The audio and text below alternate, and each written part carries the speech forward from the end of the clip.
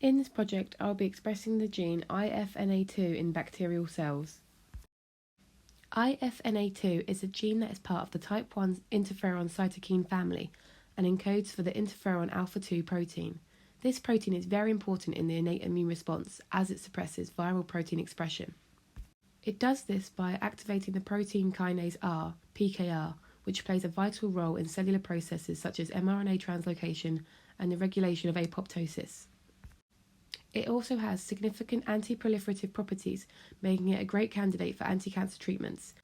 In my experiment, I wish to express IFNA2 in E. coli in order to produce large amounts of the protein, which in turn will aid and fasten the development of interferon-based drugs in order to treat a range of diseases such as hepatitis B and C.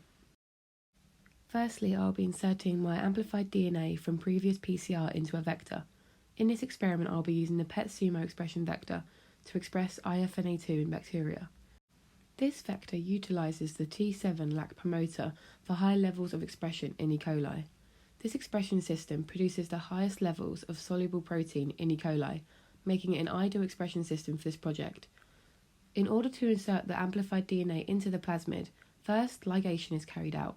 This involves restriction enzymes, DNA ligase, as well as forward and reverse primers. Following this ligation, the PET sumo IFNA2 vector is produced. So, bacterial transformation is a process of horizontal gene transfer, which is where foreign DNA is taken up by a cell.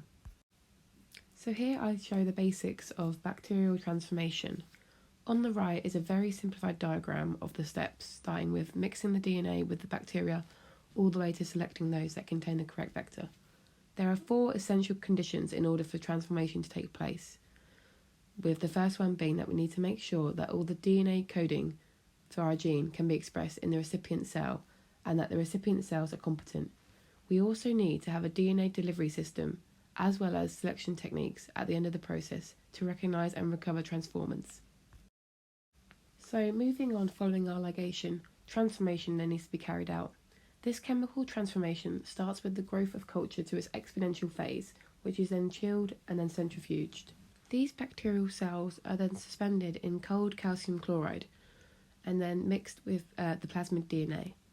This mixture is then incubated on ice for around 30 minutes and is then placed at 42 degrees Celsius for a minute.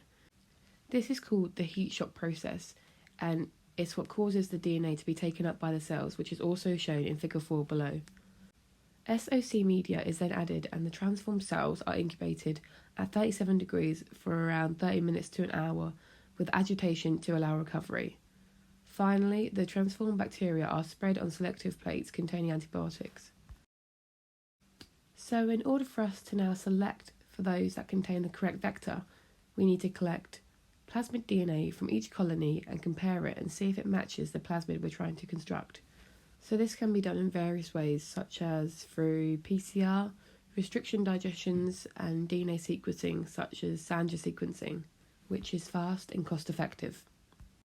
However, in the case of my experiment, my protein, IFNA2, was expressed with a tag, the histine 6 sumo tag, for protein detection and purification.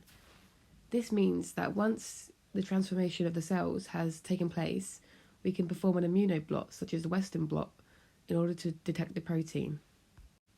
This is shown in figure 5, where the sample is first applied to a gel electrophoresis in a SDS page carrier matrix in order to separate the proteins, and then transferred to a synthetic nitrocellulose membrane.